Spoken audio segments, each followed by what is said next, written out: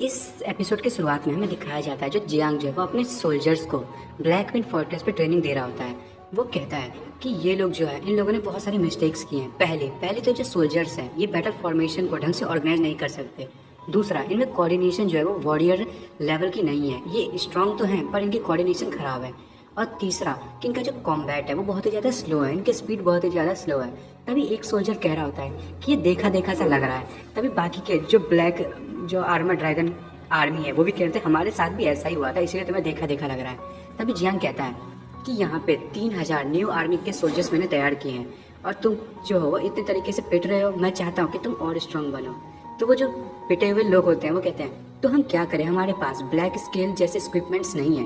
वो और बाकी के सोल्जर कहते हैं हाँ, और कहते हैं कि हम जो यहाँ सिर्फ 2 महीने से हमें ज़्यादा कुछ दिखाने के लिए नहीं मिला। तभी जियान उनके सामने एक पेपर करते हुए कहता है अच्छा तुम्हें चांस नहीं मिला तो मैं तुम लोगों को एक चांस देता हूँ। अगली ट्रेनिंग जो है वो अच्छी होगी। तुम लोगों को 3rd और 4th लेवल के युवान बीस्ट को मारना है और 3000 लोग को मैं 3 टीम्स में डिवाइड करूंगा और तुम लोगों को जाकर टारगेट का शिकार करना है और जो सबसे ज़्यादा टारगेट्स का शिकार करेगा उसे मैं ब्लैक स्केल जैसी बेटर इक्विपमेंट्स दूंगा। और सारे सोल्जर्स खुश हो जाते हैं। वो कहते हैं ठीक है, आप मास्टर बहुत ही औसम है। तभी जियान कहता है कि जो ब्लैक स्केल आर्मी है उसकी ट्रेनिंग जो है वो जियांगार संभाल रही है और जो ब्लैक विंड फोर्ट्रेस है उससे जो है हमारी जो यान है वो अच्छे से संभाल सकती है। और दोस्तों ये यान उसी असेसन को कह रहा होता है और वो कहता है जियांगार से कि इस ट्रेनिंग की रिस्पॉन्सिबिलिटी तुम लोगों पे है। अब वो दोनों कहते हैं ठीक है। तभी मिस रुक्सी कहती है आखिर ये जो डॉक्यूमेंट है तुम्हारे पास आई कैसे, इन्फॉर्मेशन आई कैसे। तभी जियांग जो है वो कहता है मेरे जो इनसाइडर्स हैं उन्होंने मुझे बताया इस बारे में। और दोस्तों ये इनसाइडर कोई और नहीं वही भालू होता है। और मन में सोच रहा होता है कि इतना ही सिर्फ काफ़ी नहीं है, हमें और भी मेहनत करनी पड़ेगी। मुझे इस आर्मी को और भी ज़्यादा मजबूत करने की ज़रूरत है क्योंकि ये सिटी की सबसे स्पेशल आर्मी होने वाली है। तभी मिस रुक्सी कहती है कि मुझे नहीं पता कि हम लोग टाइम पे कर पाएंगे कि नहीं, पर तुम्हारे जो स्पाई है उसके रिपोर्ट के अकॉर्डिंग यहाँ पे 1 लाख जो ट्रूप्स है वो आने वाले हैं प्योक्सी सिटी को अपने काबू में करने के लिए। तभी जो जियांग है वो उसके पास जाते हुए कहता है कि चिंता मत करो, हम समय पे कर लेंगे, मैं यहाँ पे हूँ ना सबको संभालने के लिए। मिस रुक्सी कहती है तुमने जो है वो पहले से यहाँ पे बहुत ज़्यादा काम किया है, मैं इस पर तुम्हें बचा के रहूँगी। और हमें दिखाया जाता है कि जो सोल्जर्स होते हैं उनकी ट्रेनिंग हो रही होती है और उनकी जो ट्रेनिंग होती है वो बहुत ही ज़्यादा अच्छे से हो रही होती है जो बीस्ट होते हैं उनसे लड़ाई करके। और हमें दिखाया जाता है कि जो जियांग है वो जो ब्लू टियर आइस थी उसको भी खूब सारे पैमाने पे बेचता है जिससे कि उसको बहुत ज़्यादा प्रॉफिट होता है और जो जियांग है वो मज़े भी ले रहा होता है। तभी हमें उसके बाद वो जो मास्टर होता है जिन्हें हमने शुरू में देखा था वो उनको दिखाया जाता है, वो लोग जो है आर्मर बना रहे होते हैं। तभी वो कहते हैं कि ये वेपन जो कितने ज़्यादा अमेजिंग है। जियांग कहता है हाँ ये अमेजिंग तो है पर जितना हमारे पास लिमिटेड टेक्नोलॉजी थी उस हिसाब से ये ठीक ही ठाक है और हमें जो है और फंड जो है उसे रेज करने की ज़रूरत है। और हमें दिखाया जाता है कि जियांग है उसने बहुत सारे पिल्स बनाए होते हैं जिससे लोगों की जो बॉडी है वो बहुत ज़्यादा स्ट्रांग हो जाती है। पर जो जियांग है वो उन लोगों को देने से डर रहा होता है क्योंकि उसको लग रहा था कि इसका पक्का साइड इफेक्ट होगा। और जियांग ये सब करते करते साथ में अपनी ट्रेनिंग भी कर रहा होता है और हमें बताया जाता है कि जो जियांग है वो 3rd ग्रेड स्टेज पे पहुंच चुका है और वो जो है उसने बहुत ही ज़्यादा स्पीड में कल्टीवेशन की है। उसने अपने अगल बगल की एनर्जी को एब्जॉर्ब किया जिससे वो एक ही बार में अचानक से 8th ग्रेड पे पहुंच जाता है और वहाँ पे बहुत सारी एनर्जी जो है निकलती है और एक बहुत बड़ा धमाका होता है। और ये देख के मिस रुक्सी डर जाती है और कहती है जियांग क्या तुम ठीक हो, और वो अंदर जाती है। तभी जो जियांग उसके पीछे खड़ा होता है वो कहता है आखिर क्या हुआ। मिस रुक्सी जियांग के गले लगते हुए कहती है कि तुम यहाँ पे 7 दिन और 7 रातों से लगातार प्रैक्टिस कर रहे हो और अचानक से एक्सप्लोजन हो गया था, मैं डर गई थी। जियांग कहता है कि चिंता मत करो मैं ठीक हूँ, तुम देखो मेरी जो वेटर एनर्जी है वो भी चेंज हो गई है। और वो कह रहा होता है कि मैंने बहुत ही ज़्यादा अच्छी चीज़ें सीखी हैं और मैं जो ब्रेक थ्रू किया था उसी से एक्सप्लोजन हुआ था। तभी मिस रुक्सी उसका हाथ पकड़ते हुए कहती है कि तुमने जो है वो प्योक्सी सिटी के लिए बहुत कुछ किया है, इस पर चाहे कुछ भी हो जाए मेरी पहली प्रायोरिटी तुम हो गए, मैं तुम्हें सेफ रखना चाहती हूँ। फिर उसके बाद हमें दिखाया जाता है कि कोई और भी ब्रेक थ्रू करता है और सब कहते हैं क्या हुआ क्या हुआ, और सारे शॉक हो रहे होते हैं। तभी सोल्जर्स जो हैं वो बातें कर रहे होते हैं कि जो हमारे मास्टर है क्राउन प्रिंस उन्होंने ब्रेक थ्रू कर लिया है। ये जो क्राउन प्रिंस है वो एक बहुत ही बड़े जीनियस है, क्या तुम्हें ये बात नहीं लगता। और तभी हमें दिखाया जाता है कि जो एक शूटिंग स्टार होती है वहाँ से जाती है, पर ये शूटिंग स्टार नहीं होता, ये जो जियांग ने जो ब्रेक थ्रू किया होता है उसकी पावर की जो रेज होती है वो ऐसे गई होती है। और आपको तो पता ही है, मैंने शुरू में बताया था कि जो लड़की है वो जो है वो भविष्य बता सकती है और वो उस लाइट को देखते हुए कहती है ये तो पर्पल स्टार है, आखिर ये कैसे आ गया, इसका मतलब है यहाँ पे पक्का कुछ अच्छा होने वाला है। तभी क्राउन प्रिंस उसका सर पकड़ते हुए कहता है कि क्या कहा तुमने, दोबारा से कहो। और हमें उसके साथ उसके लोगों को दिखाया जाता है जिसमें से वो जो मोटा वाला होता है वो 2nd ग्रेड ग्रैंड मास्टर होता है और ये दाढ़ी मूंछ वाला जो होता है वो 3rd ग्रेड ग्रैंड मास्टर और जो वो बुढ़ा होता है वो 4th ग्रेड का ग्रैंड मास्टर होता है। और वो लड़की कहती है कि जो मुझे स्टार्स ने बता दिया है कि तुम मरने वाले हो, मैं बहुत ही ज़्यादा खुश हूँ। तभी वो जो सेकंड ग्रेड का ग्रैंड मास्टर होता है मोटा वाला, वो उसको थप्पड़ मारता है। प्रिंस कहता है क्या कहा तुमने? और वो मोटा कहता है कि बकवास बंद करो, हमारे जो प्रिंस है वो 23 की एज में ही एक मार्शल मास्टर बन चुके हैं और उनके पास इतनी बड़ी आर्मी है, ऐसा कौन है जो उसे मार सकता है? तभी वो लड़की कहती है कि तुमने मुझे इसलिए यहाँ पे नहीं लाए थे क्योंकि मेरी ब्यूटी जो है वो बहुत ही अच्छी है और मैं जो हूँ वो भविष्य बता सकती हूँ, और मैंने जो है तुम्हारे लिए अपना फेस भी ख़राब कर लिया और मैंने अपनी लाइफ को भी तुम्हारे हवाले किया है और मैंने तुम जो चाहते थे वही किया। मैंने तुम्हारा भविष्य बताया और तुम्हारा भविष्य ये है कि तुम मर जाओगे और देखते हैं कि तुम कैसे मरोगे तड़प के। तभी प्रिंस कहता है चलो देखेंगे कि मुझे कौन मार सकता है। वो लड़की कहती है हाँ मैं भी इसी चीज़ का इंतजार कर रही हूँ। और प्रिंस जो है वो उसे नीचे गिराते हुए कहता है कि तुम्हारी जो लाइफ है लगता है वो कुछ ज़्यादा ही आसान हो रही है। अब से तुम जो वो कैरेज को घोड़ों के साथ धक्का लगाओगी और मैं देखता हूँ कि जो यान रोक्सी है वो तुम्हारे साथ ही देखना, वो भी कुछ टाइम के बाद ऐसी धक्का लगा रही होगी, चिंता करने की जरूरत नहीं है। तभी वो जो बूढ़ा मास्टर होता है वो कहता है कि योर हाइनेस आपने ब्रेक थ्रू कर लिया है, आपकी जो की एनर्जी है वो थोड़ी सी थिकर है पर कुछ टाइम के बाद वो ठीक हो जाएगी। तभी जो प्रिंस होता है वो कहता है कि मैं जानता हूँ, आपका बहुत बहुत शुक्रिया, आपने मुझे इतनी अच्छी एडवाइस दी। तभी वो मोटा कहता है कि प्रिंस वो एक छोटी सी सिटी है, मुझे नहीं लगता कि आपको जाने की जरूरत है। आखिर वो जो औरत है उसने आपको मना करने की कोशिश कैसे की? मैं जो हूँ वहाँ पे अकेले जाके उन सबको मार सकता हूँ, प्योक्सी सिटी को आपके हवाले कर दूंगा। और जो लैन होता है वो कहता है कि तुम जो हो वो बहुत ही ज़्यादा समझदार बन रहे हो पर जियांग हांग जो बहुत ही ज़्यादा इंटेलिजेंट है और उसने सिर्फ कुछ ही सोल्जर्स का यूज़ करते हुए पूरी की पूरी 20 टाइट को गायब कर दिया और सबको मार दिया। और उसने जो उसकी ट्रूप्स है वो बहुत ही ज़्यादा ताकतवर है और उसने अपनी फोर्स को बहुत ही अच्छी ट्रेनिंग दी है। तभी वो मोटा कहता है कि तुम अपने फेलियर पे क्यों डर रहे हो?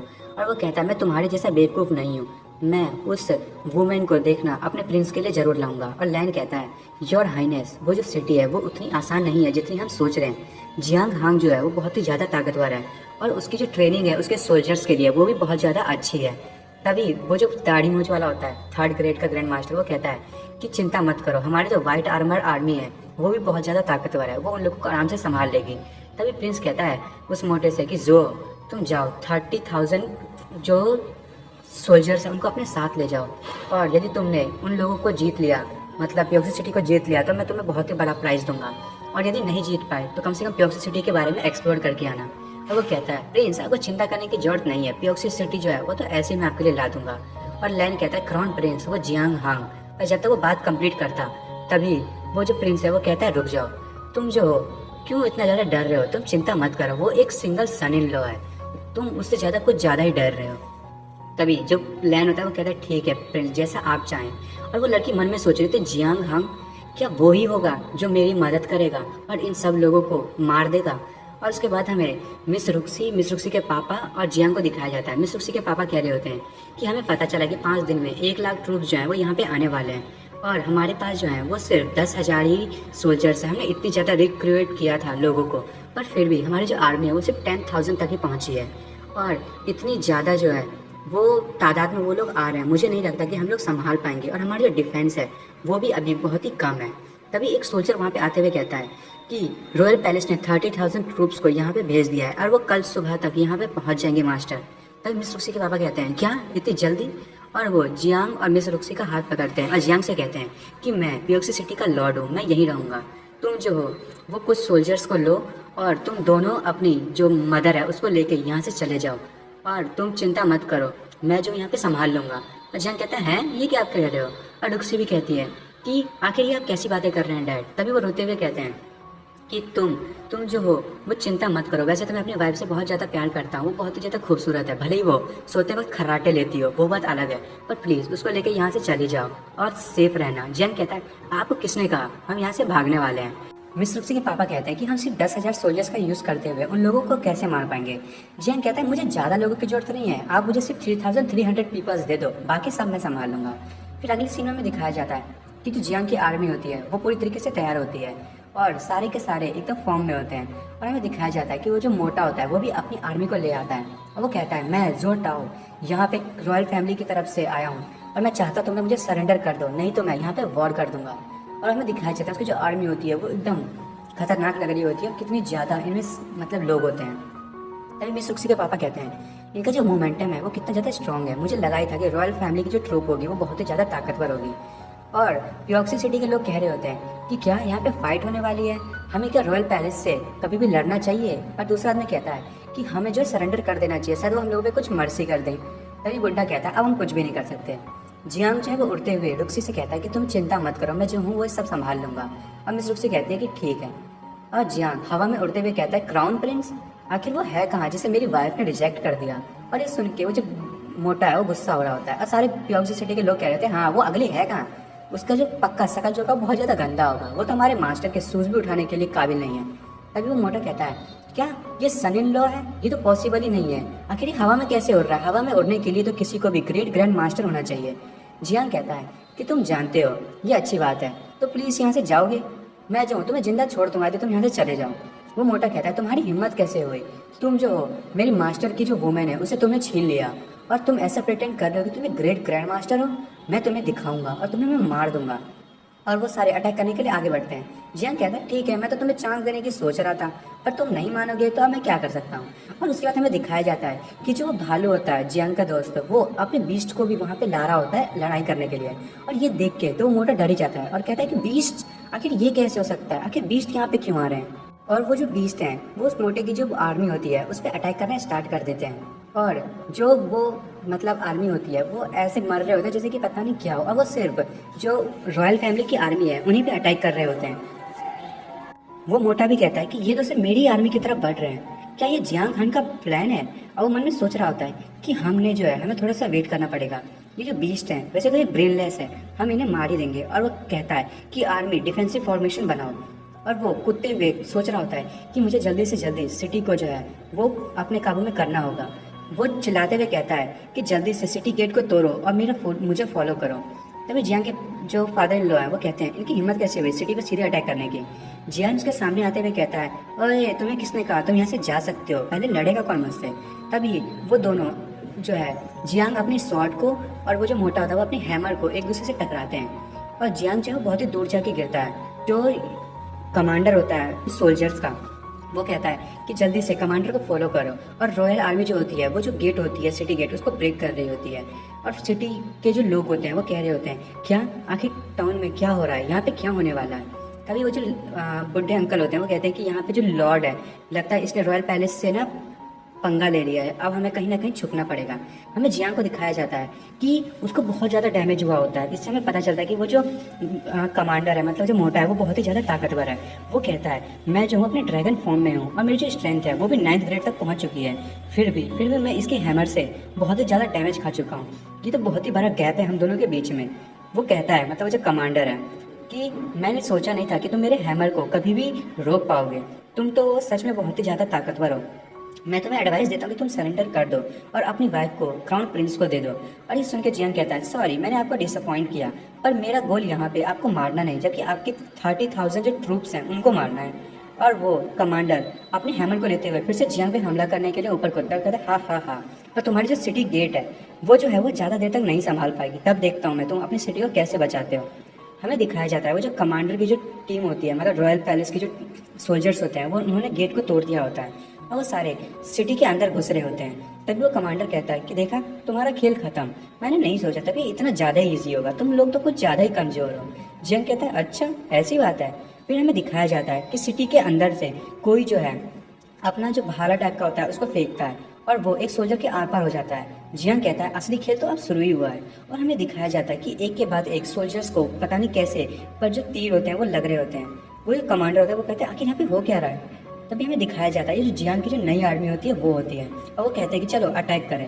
और वो एक के बाद एक अपनी एरोज को शूट कर रहे होते हैं और उनकी आर्मी तो ऐसे खत्म हो रही होती है जैसे पता नहीं कचरे हो।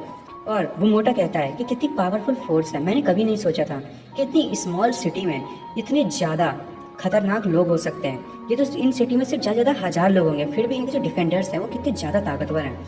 मेरी जो 30,000 ट्रूप्स हैं वो इनके सामने टिक नहीं पा रही। क्राउन प्रिंस जो है वो पक्का मुझ पर गुस्सा करेंगे यदि मेरी ट्रूप जो है खत्म हो गई।